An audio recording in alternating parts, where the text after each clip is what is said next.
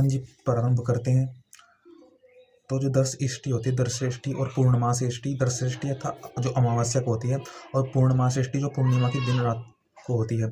एक में तो जो सान्यायः की आहुति दी जाती है और पूर्णिमा के दिन पुरोडास की आहुति दी जाती है। तो दोनों का अभिप्राय देखते हैं। जो सान्य है अर्थात दूध दही को मिला करके यह आहुति दी जाती है।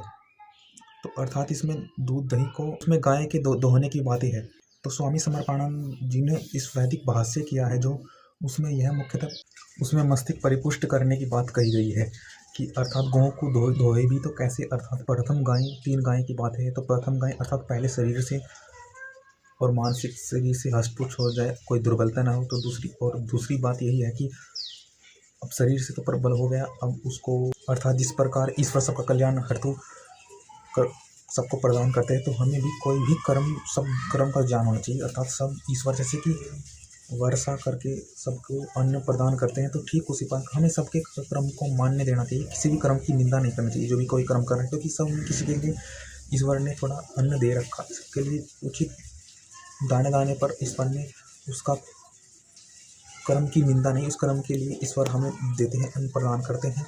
कल्याण हर कल्याण के लिए ईश्वर अपना कर्म कर देते हैं, तो हमें भी अपना कर्म करना चाहिए। हमें भी हर प्रकार के ज्ञान सबके कर्म की मान्य होनी चाहिए। और तीसरा, जब उस कर्म की मान्य होगी, जब हमने ज्ञान अर्जन कर लिया कि किस प्रकार क्या है उचित, तो उस भाव से फिर हम निरंतरता करते हुए हमें उस प्रबलता से लोगों का पालन पोषण करना है। तो 3 प्रकार की हमें अपना परिपुष्ट होना है। और तो ये दर्शाया गया है अब वेदों से कि जो हमें ऋग्वेद और यजुर्वेद और सामवेद, ये वेद वाक्य ही, वेद वाणी ही व्यक्ति को परिपुष्ट करता है, चंद्रमा के तुल्य उसको संतान प्रदान करता है। यही ही दर्शेष्टि का महत्व है, यही दर्शेष्टि का महत्व है। तो ऋग्वेद से हमें कर्म का आधार मिलता है, जो आधार है, जैसे कि हमें शारीरिक सबसे पहले शरीर का अच्छा करना है तो आधार है।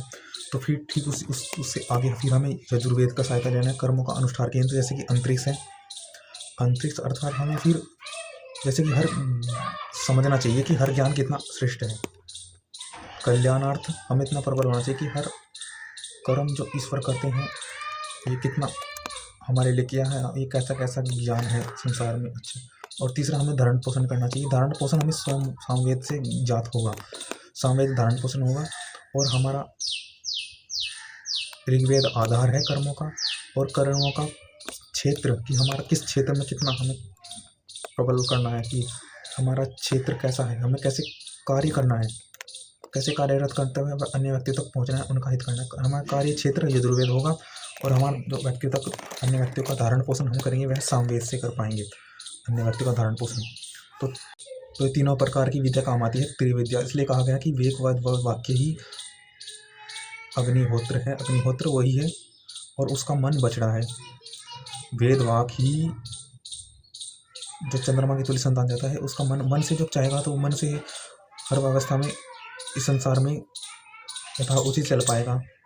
जैसे कि यजुर्वेद से उसने सिखा कि हमारा क्षेत्र कैसा है, कार्यरत प्रारंभ करे, तो फिर वह इस संसार का ज्ञान अनुभव करता हुआ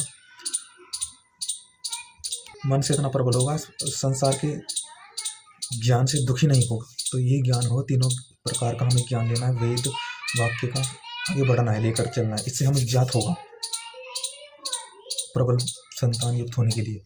जैसे पृथ्वी सबको धारण करती है, अंतरिक्ष सबको पालन करता है, और ध्यो सूर्य वर्षा इत्यादि करता है। तो वही बात है, अंतरिक्ष यजुर्वेद पालन अर्थात यजुर्वेद कार्य क्षेत्र है, स्थान है। तो स्थान कैसे कार्य करना, यजुर्वेद ऋग्वेद धारण करता है और सामवेद हमें पालन पोषण की व्यवस्था बताता है।